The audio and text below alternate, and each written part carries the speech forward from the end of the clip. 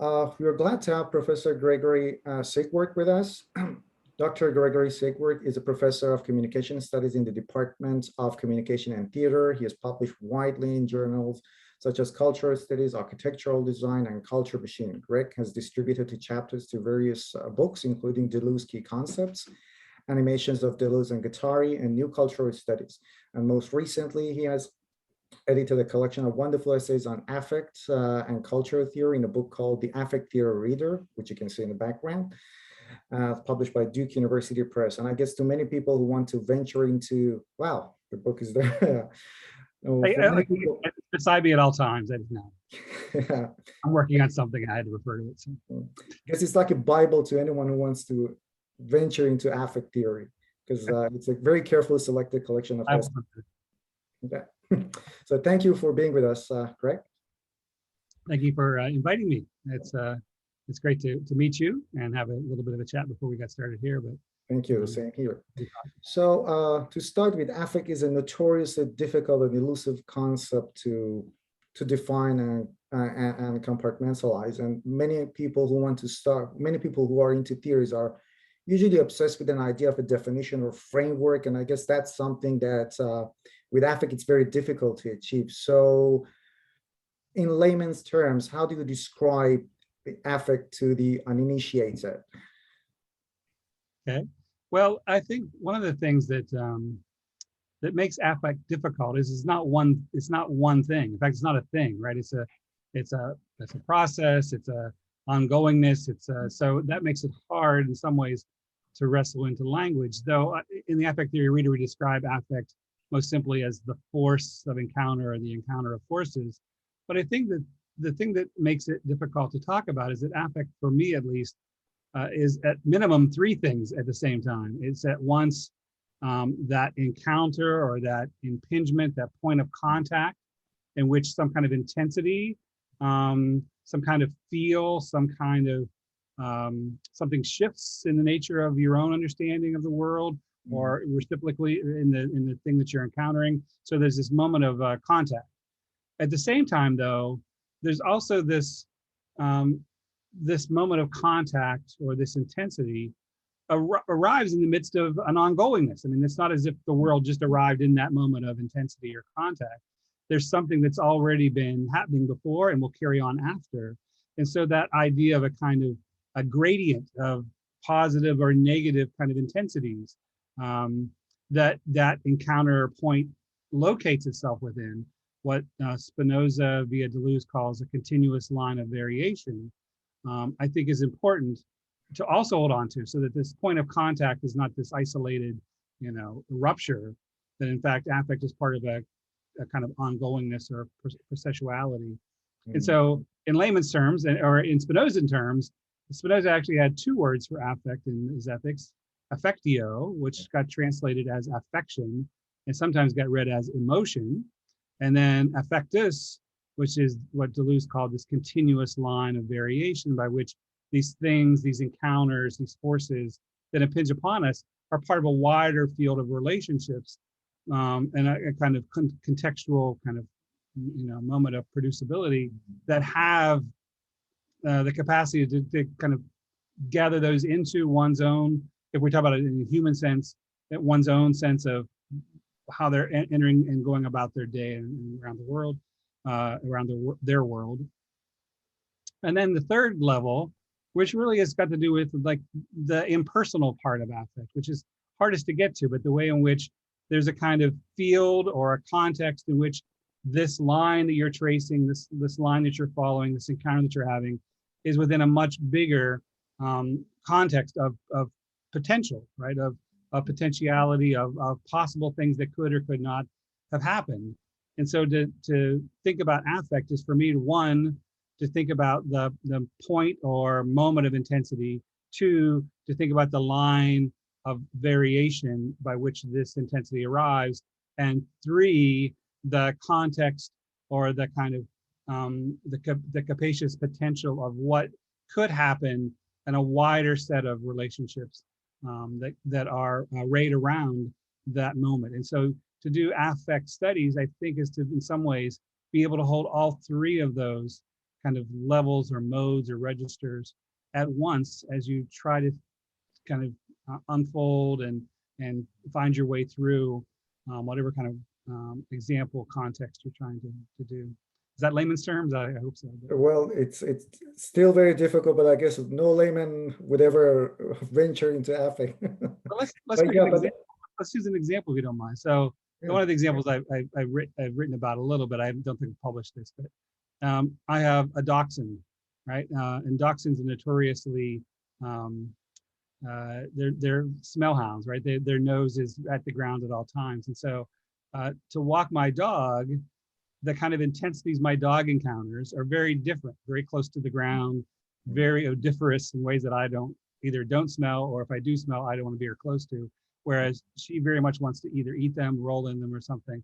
And so when we walk, she's looking for these points of intensity that that are very important to her. In fact, she spends all day on the sofa dreaming about the things she encountered this morning. So when we go back out this afternoon, and she'll encounter those things again. So that's a kind of point of intensity. And again, it's a silly example, but but as we walk, we compose a relationship.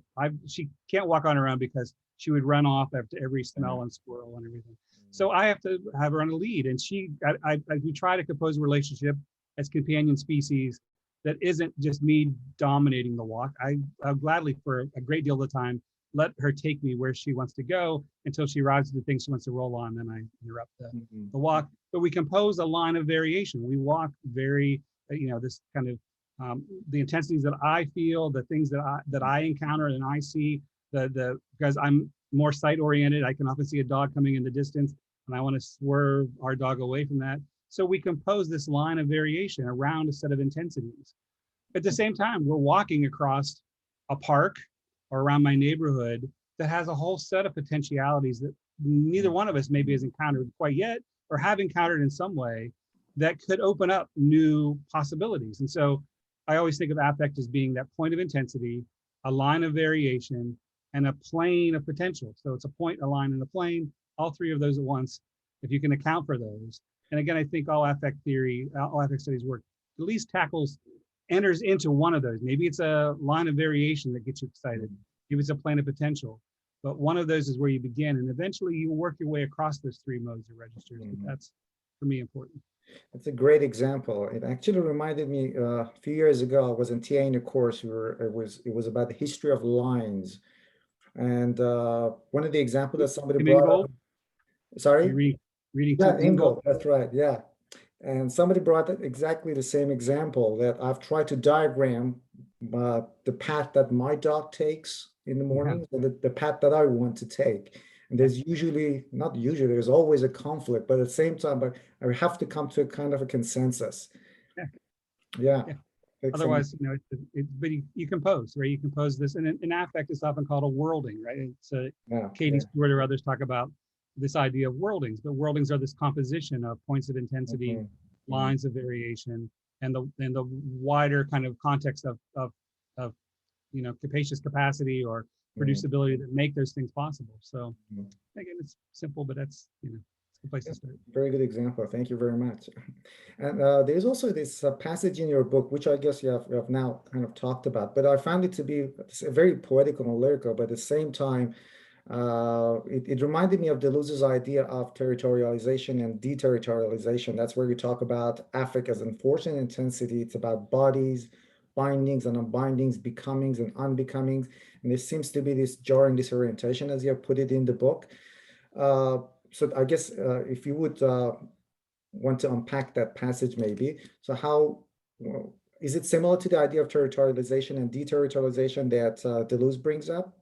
I think it is. And I'm definitely, my orientation is very much through Spinoza and Deleuze, though I want to be careful. One of the things where I'm working on a project now, a second volume of the Affect Theory Reader, indeed, that is going off to, at least the proposal and the abstracts are going off to Duke University Press later this month. But one of the things we're working on is the idea that this bifurcation that I helped, and Melissa Gregg and I kind of accidentally instantiated in cultural studies around Deleuze, Spinoza, Tompkins, Sedgwick, which was a kind of late addition to the intro, where one of the reviewers said, "So why affect now? Like, it's been around for a while. Why now?" And I said, well, there's these two essays that came out in, I think, 1995, Massumi's essay, Autonomy of Affect, and then Eve Sedgwick and Adam Frank's piece on Tompkins, which really kind of were a watershed moment, I think. But I don't know if anyone, I mean, I read them in 1995. I'm not sure everybody else did. Some people did, obviously, but that has become now this kind of split. And I think that's a mistake. I think there's lots of overlap, in fact, in the book itself, in the Affect Theory Reader. Within the Australian context, especially the kind of affect theories of Silvan Tompkins were quite prominent, and were often taught alongside Anna Gibbs and Elspeth Probyn and others there in Australia. Whereas, as you know, Sedgwickian Tompkins as they were, and there's no reason for the split. But what we were trying to do in that passage you're mentioning in the book was that at the time of the Affect Theory Reader in 2010, there was this kind of sense that affect was always a kind of liberatory or positive force. There was always, in some ways, it was the hidden potential of the body to disrupt, right? Again, this bifurcation, which I think, again, is a mistake. You know, that kind of mental, conceptual, conscious apparatus was always being undone by the more unruly actions of sensations and bodies. And if we could locate the ways in which affect was speaking to us in ways that were beneath consciousness, we would somehow be free of oppressions and the rest. And it was a nice romantic story about affect, but in fact, and even the story I told about my dog, any kind of encounter, any kind of, you know, line of variation is also going to have at least some mixity of, you know, more negative, more, you know, so that movement, as you mentioned, of like deterritorialization and reterritorialization, it's happening at the same time. It doesn't mean that affect can't have moments where it's liberatory, but it also means just as often, affect can be an oppressive force. It can be something that is, you know, participating in regimes of domination, right? And so one of the things that we're doing in the second volume of the Affect Theory Reader is we're really trying to reckon with, in a much more open way, things like critical race theory and Black studies, and the idea of Afro-pessimism and some of the other things that I think are really important to account for in the study of affect, that have to do with the ways in which affect is not a magical kind of element that will add to our theory mix, and it'll lead us all to a brilliant, beautiful future. There are ways in which we have to reckon with the ways in which affect is very much about, you know, the rise of new authoritarianisms and you know, the climate catastrophes, and all those things are also affective events and affective points of intensity that are not, you know, positive or on the upward gradient of intensity. It's a very interesting point you brought up, because I come into affect from mainly a literary background and literary criticism. And you're sure you've heard of Rita Felsky's book, Critique and Post-Critique. So when I read that book, and I'm sure she has been met with a lot of backlash as well, because she's trying to redirect the focus of cultural studies or literary studies to the text itself. And affect is one of the areas she's looking at. Affect and a revival of sentimentality, which has usually been usually brushed with a negative connotation. And but so when you read that book, or some people read that book, they might think that affect is all about affection, as you mentioned, and love and nice things. Let's celebrate the beauty of this, or aestheticism of this book. Whereas with a lot of thinkers such as Sara Ahmed and Lauren Berlin, whom unfortunately passed away 2 weeks ago, when you read affect, it's actually a very politically engaged theory, which is really not about like celebrating the beauties of emotions. It's nothing like that. No, it's a good example. I appreciate what I was excited when I first read Rita Felsky's kind of, when she started down this path. The first book that I thought had moments of, but it's too, ultimately, you describe it well. I won't say anything more, but it's all positive kind of. Yeah, and I guess she's looking at it from that perspective because she's a literary scholar anyway, and she has to go back to the text of a novel or a poem.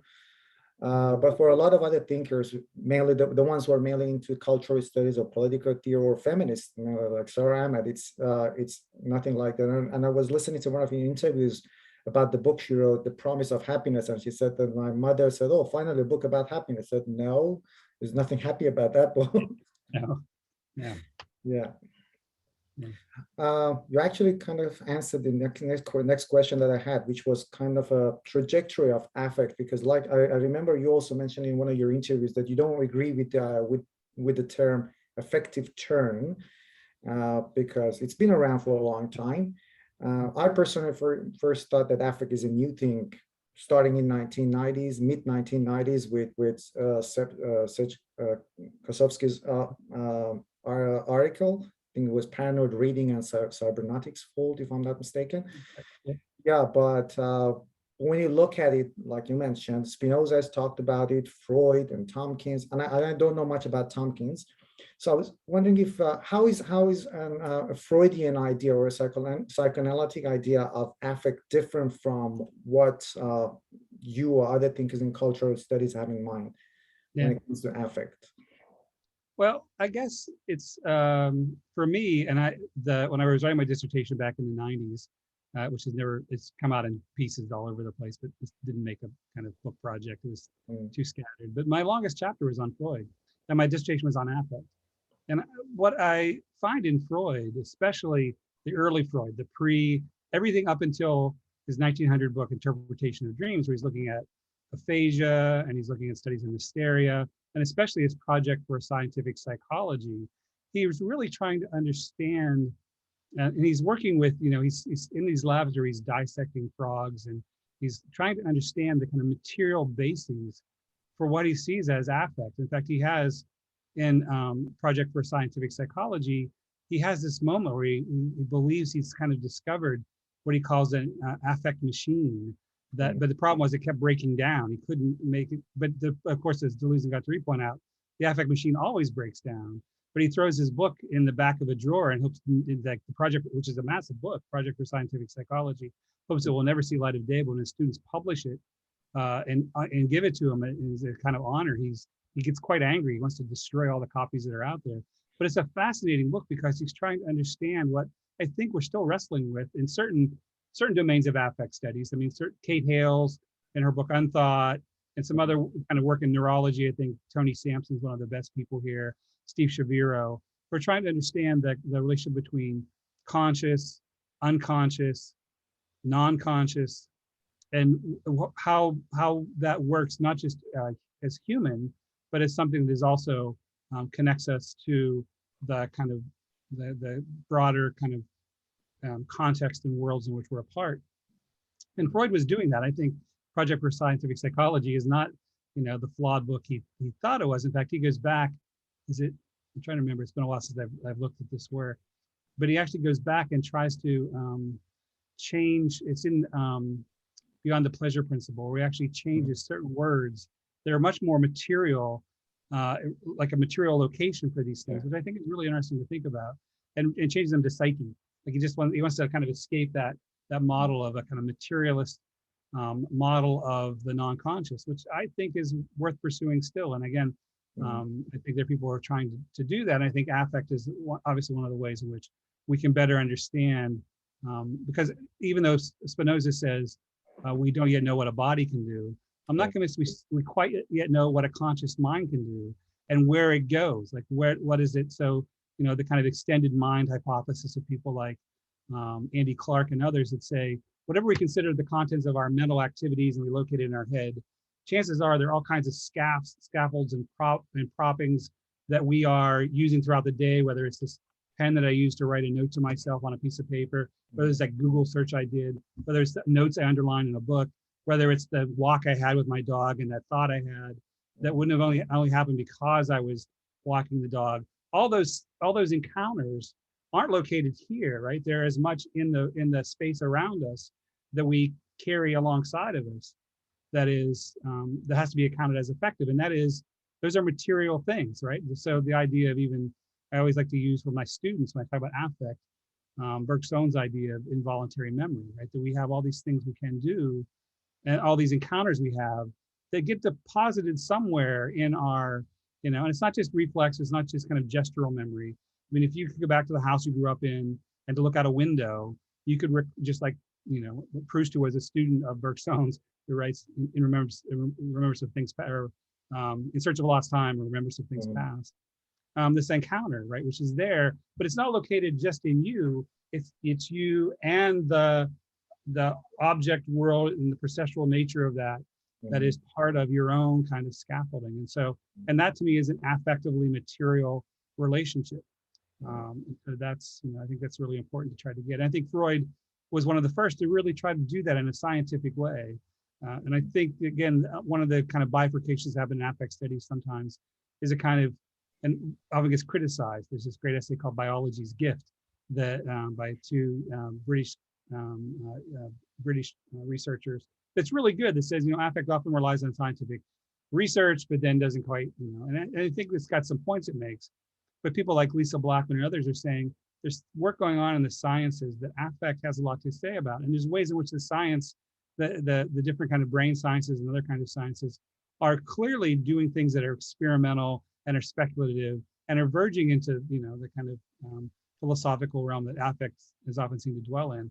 We need to find ways in which we can bring that together more and more. Thank you. I didn't know that story about Freud. I'm going to check the book as well. So the book is published now, right? Yeah, Project for Scientific Psychology. Yeah, as much as Freud didn't want it to be published. Yeah, and this is a great moment. I actually have an essay. It's in the Animations of Deleuze and Guattari book that you mentioned in the intro on this moment in Freud. So I can send it to you if you want. Yeah, that would be wonderful. Yeah. Thank you very much. Now you've given me something to read after the interview.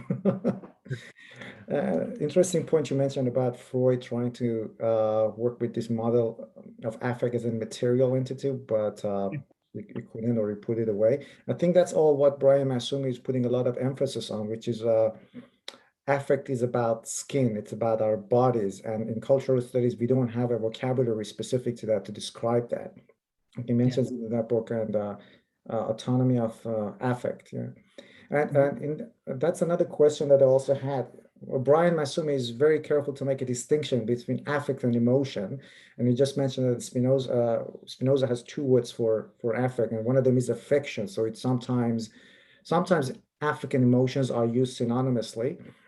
Yeah. Do you consider this? Do you distinguish these two from one another, or? Well, again, if we think about those modes that I talked about, there's three modes you have to kind of register together: the point of intensity, the line of variation, the plane of potential.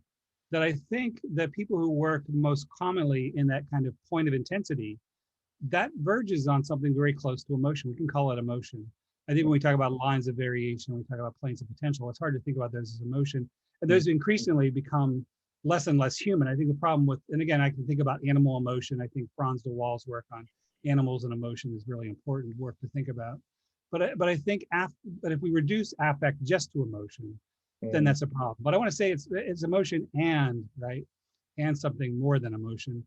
But I have no problem. There's this really interesting writer named Daniel Stern, who wrote a book called The Interpersonal World of the Infant. It deals a lot with affect. He talks about what he calls categorical and vitality affects. And vitality affects are the idea that these things are always passages of intensity. They're always the hand that is moving towards the child to pick the child up. It's always moving. It's always this.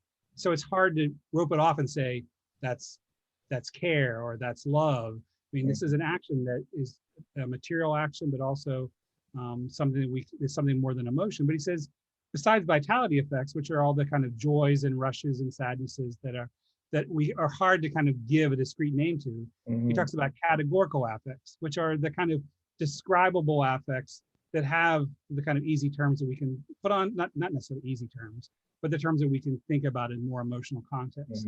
But I always want to say that those things are always being preceded by and following in the wake of, some other larger, instead of something already in motion. So I don't want to lose track of the motions that attend to how emotions arrive, right? And that's important, I think. But the big debate about, if it is a big debate about emotion and affect, I don't want to make it a big debate. I think emotion has a place in affect studies. Yeah. It seems that some later thinkers like Sara Ahmed tends to use them in some cases interchangeably. Yeah, but again, I think about what Sarah does, the kind of phenomenology. Yeah.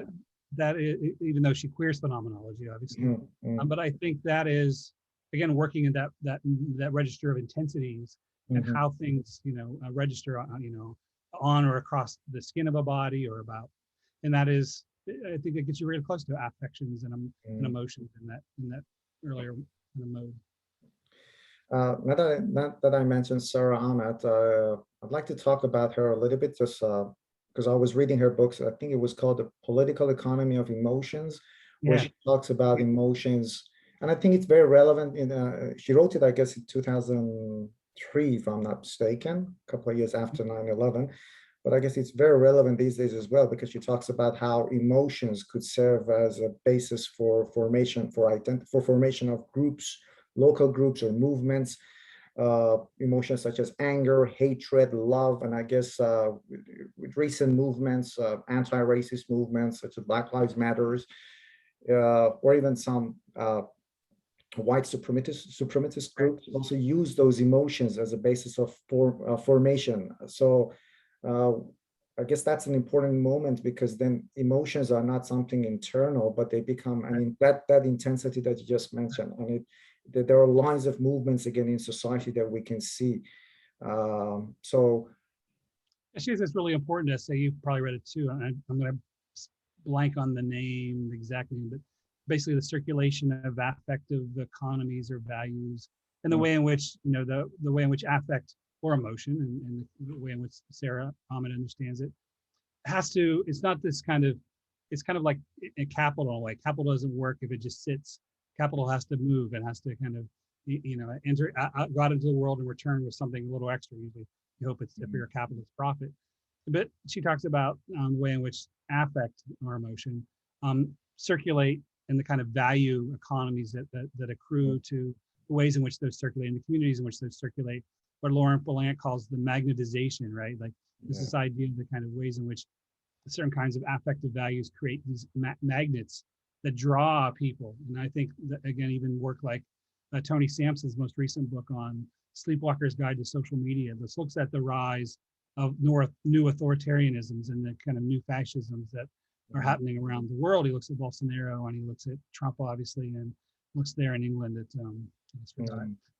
but there's the rise of those figures, and what kind of emotions circulate. And again, the famous moment from Trump was the sign that a follower held up that said "fuck your feelings," right? Like this is, and this is kind of, that's a kind of very intense statement itself about feelings, that draw kind of, the way in which that affective value circulates, and either draw people or repel, just like a magnet does, or the poles of something that send some particles over there and some over here, and we can see this happening in the world increasingly as things get more and more, at least in the U.S. especially, under Trump, more and more polarized. Yeah, I guess. But I think Sara Ahmed's work is fantastic. I think with the recent, with the epidemic that we are in, and again, some people trying to scapegoat others for the outbreak of the epidemic. Yeah. That's, again, I guess, very much relevant to the idea of affect and how it's used as this intensity or emotion is used as a political weapon. Right. And you can see it happening not just, at the level of a population, but at the level of at the ways in which what circulates around them, whether it's the food they eat, or whether it's the places they worship, or the things that they hold as valuable, then also get sucked into that orbit of, either things to be attracted to or repulsed by. So it's that is very much affective, right? That kind of transversality of different forms of how affect travels in ways that can link processes, objects, and environments. Thank you very much. And just as a last question, in your book, you lay out 8 different approaches towards affect, and you do talk about Bruno Latour as well. And remember, I read somewhere that I personally love the works of Bruno Latour, but he has also been met with backlash. And one of them is that he comes up with these esoteric ideas of giving vitality or life to objects. But I do find his ideas very interesting, because it does break down, it does collapse that Cartesian duality of subject, object, human, non-human. And it makes us think of of agency as a form of a distributed agency or a network of agencies, which is again very similar to the idea of affect, those lines or points of intensities. Mhm. So is it also something? Yeah, I think there's a lot of Latour that I really appreciate. I think that you're exactly right. What I like most about his work is the idea of distributed agency, the idea of the non-human, and in his case, often the technological, as having its own kind of agency. But I, the way in which I often talk about his work in my classes is there's a great book. It's a really popular book. It sold pretty well. Michael Pollan, a book called The Botany of Desire, where he Mm, looks at four plants: the apple, marijuana, potato, and the tulip. But he wants to know how they are agents. And so here in America, of course, we have this idea that it's as American as apple pie. But when you read his chapter on the apple, you find out there were no apples in America, right? They're from, from the kind of I forget the exact location, but somewhere like in the kind of corners of Russia in the yeah. mountains there. And they traveled here. I mean, there's people like Johnny Appleseed and others spent all their time kind of redistributing apples to open up the American frontier. But apples don't grow sweet from the ground; they need to be grafted. So Mm, the apple really kind of guides us. It, in some ways, requires us to do the labor that produce, the apple that we eat. But the idea that this American phenomenon was something that we just simply, were the agents of. When in fact, that if anything, the apple had a great capacity to in some ways, lead to its own kind of thriving. mhm, That's, and I think Latour does something similar when he looks at the ways in which the agency of non-human yeah. objects and processes have just as much capacity to affect as they have to be affected, Mhm, and remind humans that we are not kind of at the center of that world. And I think there is some danger, as you mentioned, the kind of giving vitality. I think it's often a yeah. critique of Jane Bennett and what Alexander Galloway has called in affect studies nature's largesse, right? Like there's this kind of idea that these things just are already vital, and we just got to Mhm, unlock that vitality. And there's something very romantic about that. And there's something yeah. that's, that is probably, again, we don't want to modulate any kind of, you know, Mm, full. I think affect is always about mixities. It's yeah. never about being positive or wholly negative. It's always some kind of potential to affect and to be affected. It may not be reciprocal, it may not be equal, but it's hard to grant it all one or the other. And I Mm, think Latour certainly makes you rethink the ways in which you center the human and build out from there. You can't, in Latour's work, you can't put the human at the middle. mm, And so there's great work. Like I think one of the best books of the last 15 years or so is Natasha Dow Scholl's book on machine gambling in Las Vegas, in which she really does, and she uses Latour amongst others, talk about the assemblage of the machine, the human, the algorithm, mhm, the architecture of the casino, the angle of light, that all produce this kind of gambling affect. mhm, And it's really sophisticated in terms of how the human is not the center of the story, right? How mhm, it gets feathered out into technologies and other things. So and I think Latour's, I certainly credit his work with kind of making that available to critical vocabulary mhm. to think with. When I wanted to get my head around the idea of assemblage, I guess one of the best examples that I read was the famous blackout, I think in New York, that affected hundreds of thousands of people. And the idea of distributed agency, that nobody planned a fault into the machine. It was a work of the machines and the cables, the humans and the computer and the codes and algorithms. So that's how I tend to think of the idea of an assemblage network and distributed agency. Yeah, Uh, just had been enough time and will to continue this conversation. Thank you very much, Gregory. That was an excellent conversation, and it's certainly given me a long list of books to have a look at after the interview. great. Well, it was a pleasure to talk to you this morning, and I hope some of it connects and makes sense. And I know you're going to share this with some students that you're working with, so or Thank you. community you're working with. So that's fantastic. And if they have questions, anybody wants to follow up, I'm available. I'm busy, but I'm always willing to Wonderful. help. Particularly, that's one of the things I try to do in affect studies is that through the journal Capacious and Mm, through events and seminars and workshops, I really do want to reach out to early career scholars, to non-academics, and to graduate students. That's really where I find the energy and the vitality of the academy, and whatever kind of hopefulness I have, which there isn't a great deal of that anymore, for the academic futures, is in the young people who are challenging the ways in which we think the theories and the world operates. And so I'm always happy to have dialogue with people who are working and trying to figure things out. Thank you very much. With your permission, then I'll pass your email to the students. So if they have any questions, they can just contact you directly. Thank you very much. And I'll send you the video before uploading it on YouTube. Okay. Thank you very much. Have a wonderful day. You too. Bye-bye. Bye.